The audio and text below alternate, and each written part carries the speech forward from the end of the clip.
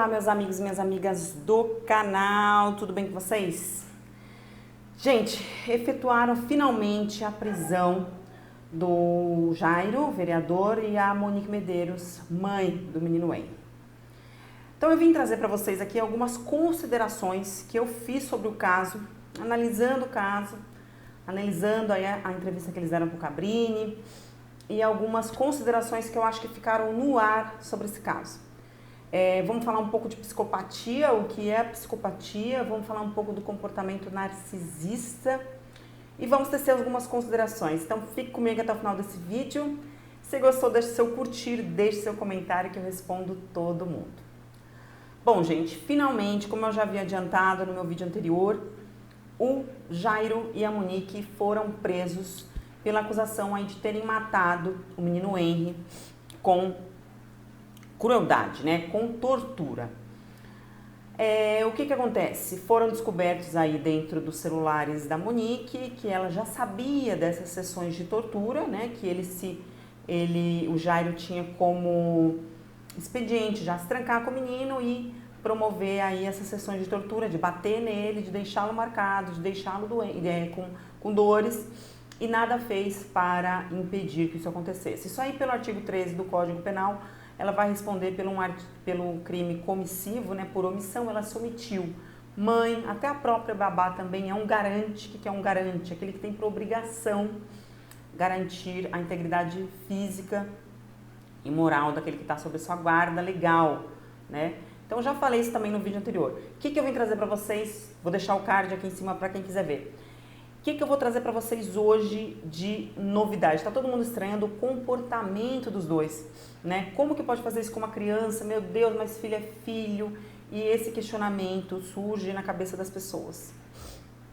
Esse questionamento surge na cabeça das pessoas porque nós temos um padrão de comportamento. O ser humano tem um padrão de comportamento e esse tipo de comportamento foge do padrão. Porque é um comportamento que traz na sua gênese uma patologia. E que patologia seria essa? Não sei nem se eu posso cientificamente chamar de patologia. Por quê? São traços muito claros de psicopatia. E é errado a gente falar, ele é um psicopata, ele precisa de tratamento. Primeiro que psicopatia não é doença. A psicopatia, ela está dentro da gênese da personalidade. Então, por exemplo, muitos traços psicológicos, psiquiátricos estão dentro da gênese da personalidade. Então, tem pessoas que são já, por exemplo, depressivas, que já têm essa visão pessimista. Isso pode estar dentro da gênese da personalidade e somado ao ambiente externo, aos estímulos externos, gerou um quadro de depressão. Aí nós temos um quadro de depressão. Mas a gênese pode ter vindo já da constituição do indivíduo. A psicopatia é justamente isso. A psicopatia é um traço do indivíduo, mas não quer dizer que todo psicopata vai se tornar um assassino, né? Os psicopatas, eu até notei aqui para vocês, eles já foram chamados de anestesiados do senso moral, já foram chamados de semiloucos, já teve várias denominações semânticas, né? Vários nomes que foram dados ao comportamento psicopata. Eles foram chamados de psicopatas em 1923, veio esse termo. Hoje tem um termo também sociopata, mas a maioria dos estudiosos fala que os dois são sinônimos. Psicopatas, sociopatas, personalidades antissociais são a mesma semântica, a mesma nomenclatura para o mesmo padrão de comportamento. E o que eu observei no comportamento da Monique e no comportamento do Jairo, do tal Dr. Jairinho, quando eles relataram isso na entrevista para o Cabrini. Vou trazer alguns cards durante a execução do vídeo. O Jairo, ele apresentava, vou deixar aqui, ele apresentava um semi-sorriso quando ele falava da morte do Henry. É uma característica do psicopata, porque ele sente satisfação naquilo que ele fez. Por mais que ele socialmente queira esconder aquela satisfação, ela sobrevém nessas microexpressões faciais. Então, eu não posso diagnosticar, não sou médica legal, não sou psicopata, não estou dentro da psicopatologia forense, mas há traços de psicopatia no comportamento dele quando ele traz esse relato para o Cabrini. São muito sutis, mas existem. E a Monique tem um comportamento totalmente narcisista. Quando que a polícia até usou isso como um elemento para chegar à prisão temporária que eles estão hoje. Ela se preocupou com a própria aparência quando foi prestar o depoimento na delegacia, tirou foto dos looks, né, que ela estava escolhendo, fez a unha no dia seguinte ao sepultamento do próprio filho. Foi uma morte muito trágica, muito traumática. Então, o ser humano médio, né, o ser humano que tem aquele comportamento padrão, como 99% da população, não teria essa frieza de se preocupar com unha feita, com pé, com cabelo, no dia seguinte ao sepultamento do filho.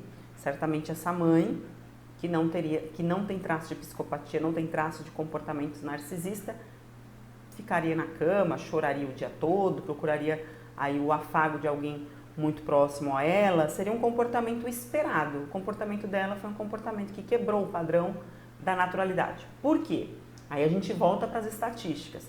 Porque só 1% da população hoje é considerada psicopata, tem traços de comportamento psicopata, que também é caracterizado pela falta de empatia. Como eu posso dizer, não é falta de empatia de você ter dó do outro, ai que dó, não é isso. A empatia é a capacidade de se colocar, né, na dor do outro, se colocar no lugar do outro, conseguir sentir a dor do outro. Não ter dó, né, porque você fala, ah, tadinho, tá com fome, tem dó.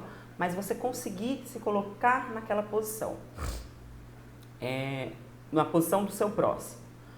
Outro traço também importante que eu notei na entrevista do Cabrini, que eles deram para o Cabrini, assim que eles deram essa entrevista, é que a preocupação da Monique, quando é perguntado para ela, o que você mais queria nesse momento? Qualquer pessoa que acabou de perder qualquer ente querido, por exemplo, acabou de perder sua avó, o que você mais queria nesse momento? Eu queria minha avó de volta. Acabou de perder sua mãe, eu queria que minha mãe estivesse aqui.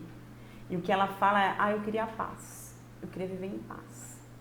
Então, quer dizer, ela se preocupa com o próprio sossego, com a própria qualidade de vida, mas não demonstrou ali que ela queria que aquele filho voltasse para a convivência dela.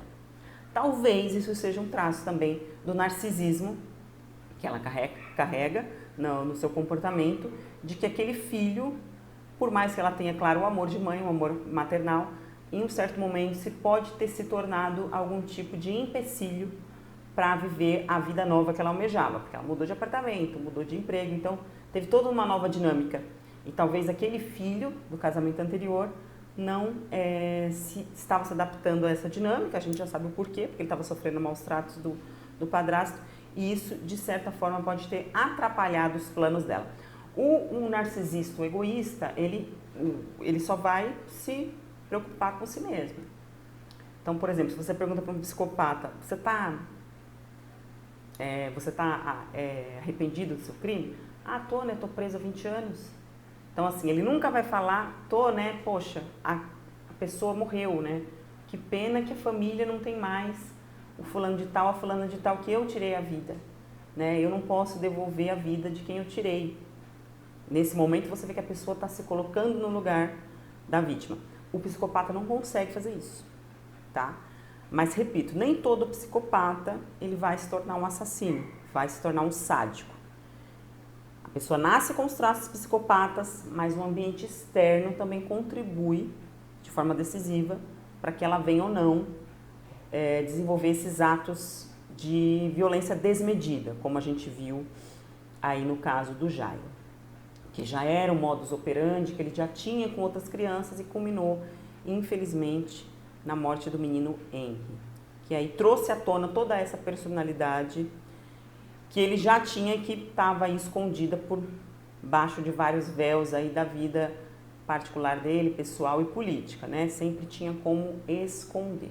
Mais um traço importante, curioso, que eu quero trazer aqui para vocês, é que eu achei muito semelhante o olhar da Suzane Richthofen e da Monique, as duas no momento da prisão. A Suzane Richthofen no momento da reconstituição do crime, que ela sai da cadeia para reconstruir o crime na casa que ela morava, e a Monique, quando ela está sendo transportada aí pela polícia, elas tinham basicamente um mesmo brilho no olhar. Isso pode ser até uma viagem assim, da minha parte, mas eu vou deixar a foto aqui, vou deixar vocês comentarem aqui embaixo se vocês acham que é ou não semelhante.